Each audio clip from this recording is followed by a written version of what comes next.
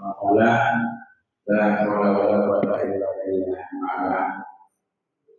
Ibu jamaah yang baik Allah, sama-sama pada senantiasa mengaturkan syukur kita pada Allah Subhanahu Wa Taala setiap berbagai sekalian.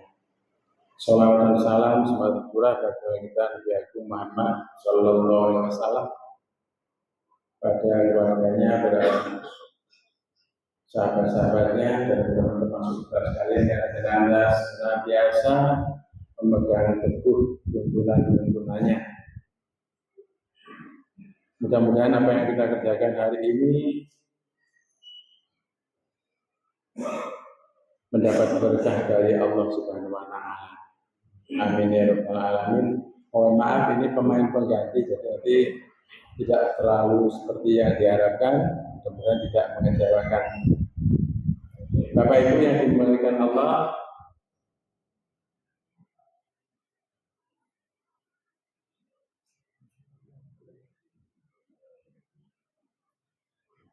Saya akan mungkin menyampaikan sedikit berkaitan dengan catatan yang mungkin saudara-saudara juga pernah membaca. Dalam sebuah bacaan di media sosial dikatakan bahwa umat Islam kita di Indonesia itu juga cukup banyak. Katakanlah misalnya 80% sampai 90% itu umat Islam. Tapi ada catatan yang menggelitik di sana, yang sholat itu kira-kira itu hanya 60% yang sholat. Artinya sholat penuh ketaatan. Orang yang sholat sendiri tidak, sholat penuh ketaatan. Kemudian di bawah itu ada catatan kecil yang sering berjamaah ke masjid itu kurang dari 15%. Ini berarti kan luar biasa. Sekian banyak umat Islam yang ada itu hanya kira-kira 15% yang sedang berjamaah di masjid.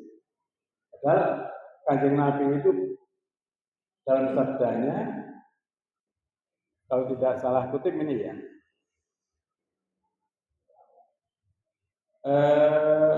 amalan apa yang paling dicintai oleh Allah? Dan suatu itu dengan amalan apa yang sangat dicintai oleh Allah?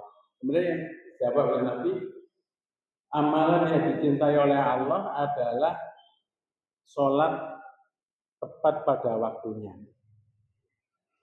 Yang pertama itu. Kemudian yang kedua, tidak saya sampaikan, tapi birrul walidain. Kemudian yang ketiga, ini jihad fisabilillah. Saudara sekalian yang dimuliakan Allah, menyimak dari sini, mestinya kita berbicara dari yang pertama, bahwa Rasul mengatakan atau bersabda bahwa amalan yang paling dicintai oleh Allah itu adalah sholat tepat pada waktunya. Mereka para ulama mengatakan, atau bagian ulama mengatakan tepat waktunya itu maksudnya yang lebih awal di awal waktu. Saudara sekalian dimuliakan Allah, ini pesan Rasulullah yang menyatakan bahwa begitu pentingnya perkara sholat. Kita selalu memahami bahwa sholat itu adalah salah satu tiang agama. Sholat adalah tiang agama. Maka kalau sholatnya tidak bagus, ini sama saja kalau kita itu meroboh-robohkan agama. Saudara sekalian, kalau sholat itu sebagai tiang agama, maka ini menjadi kunci bagi kita sekalian untuk bagi kita bisa Muhammadiyah ini untuk sama-sama menegakkan itu. Artinya kalau kita umat Islam sholatnya lemah, berarti kan kita sama saja kemanusia dengan merobohkan agama. Maka sholat itu ini sangat penting. Saudara sekalian, berbicara dari situ, maka saya akan berpikir begini. Sholat tepat pada waktunya itu, kan ada yang nanti tadi saya sampaikan, yang penting dilaksanakan pada waktunya. Seumpama kita mengambil salah contoh sholat duhur. Sholat duhur itu dilaksanakan antara jam 12 sampai dengan jam 3. Berarti bisa dong saya melaksanakan sholat bisa jam 12, bisa jam setengah 1, bisa jam 1, bisa jam 3 kurang 10 menit, bahkan kurang 5 menit pun masih bisa. Terus kalau yang demikian itu umpama dinilai, ini nilainya berapa? Maka kalau kita di Muhammadiyah, kita mengatakan bahwa yang paling afdal itu ya mesti awal waktu. Saudara sekalian dimuliakan Allah, kelihatannya kita yang sudah diwanti-wanti oleh Kanjeng Nabi bahwa sholat amalan yang paling dicintai oleh Allah itu sholat tepat pada waktunya, dan banyak tidak begitu ditanggapi atau kuranglah ditanggapi. Buktinya apa? Banyak di antara kita itu yang tidak bisa sholat tepat pada waktunya, lebih-lebih di awal waktunya.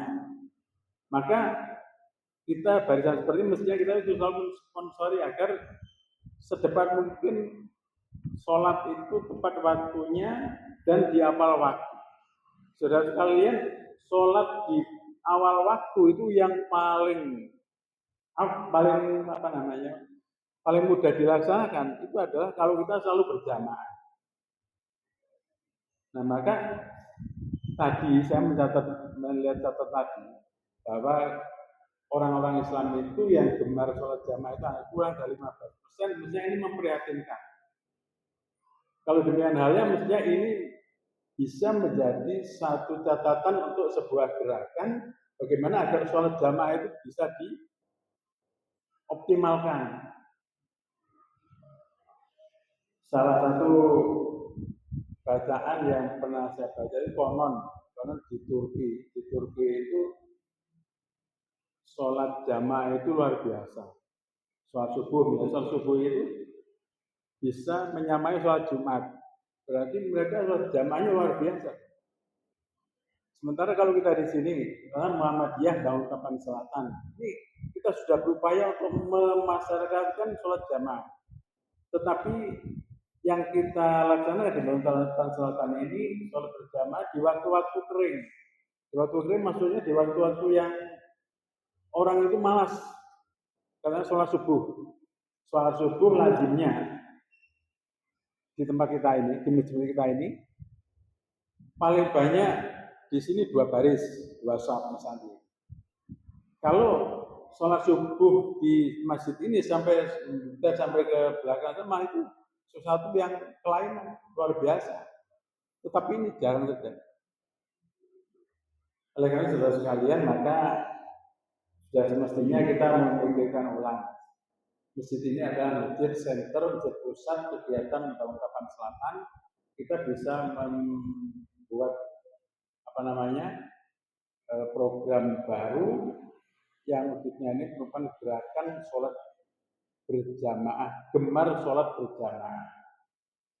Kita bisa mengambil contoh dari tempat yang lain, misalnya satu dari tempat masjid Jogokarian itu konon, walaupun saya hanya kesana beberapa kali, tapi ya memang jamaahnya luar biasa dari mana-mana.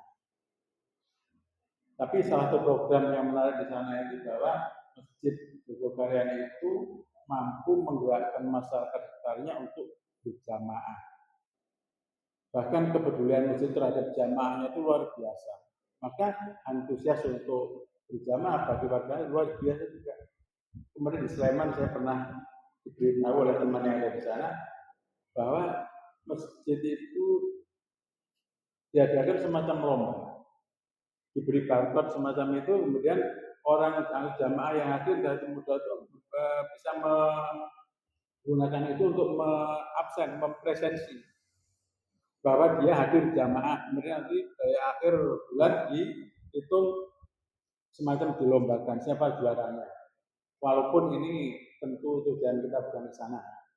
Artinya sholat kok dilombakan tidak pas, tetapi ini hanya semacam mesin dorongan, pemicu agar masa itu gemar berjamaah. Maka ini menjadi pemikiran bersama. Kalau ada orang yang mencatat atau meneliti bahwa orang Islam kok jamaahnya sholat berjamaah itu rendah sekali, maka ini sesuatu yang menggelitik untuk ditindaklanjuti, bukan dibiarkan saja, tapi ditindaklanjuti sebab setidaknya itu melemahkan kita beragama. Katakanlah kalau kita itu mengabaikan sholat berjamaah, hampir sama dengan kita mengabaikan sholat. Kalau kita mengabaikan sholat, berarti kita itu semacam mengabaikan agama. Kalau kita mengabaikan agama itu identik dengan kita mengabaikan Allah, sama saja. Maka mari kita coba apa yang disampaikan oleh Rasul, bahwa amalan yang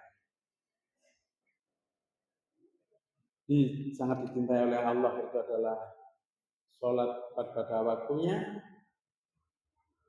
Dan kalau kita menerjemahkan sholat di awal waktu, dan sholat di awal waktu itu yang paling mudah dilaksanakan adalah melalui sholat berjamaah.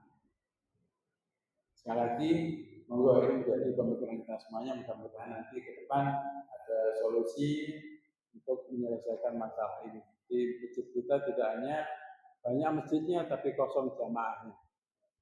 Dimanapun sama saja. Dan yang menyedihkan lagi, yang berjamaah di sana adalah orang-orang yang sudah lanjut usia, yang memang mereka memang sudah memerlukan itu. Tapi yang lebih penting dari itu adalah bagaimana kita menggerakkan pemuda kita untuk gemar berjamaah, sehingga dengan kokohnya jamaah, Islam tentunya akan menjadi lebih kokoh lagi. Demikian saya sampaikan, mudah-mudahan bermanfaat. Kurangnya saya mohon maaf. Assalamualaikum warahmatullahi wabarakatuh.